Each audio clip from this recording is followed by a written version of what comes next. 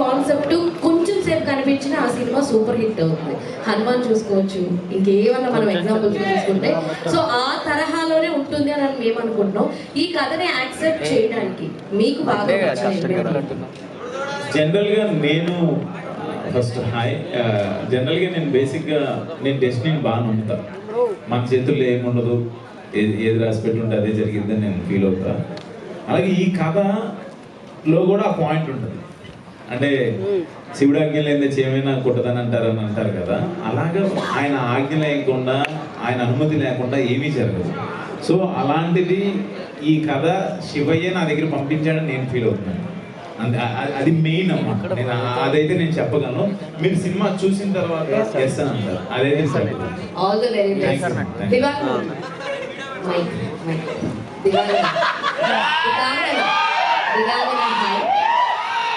first of all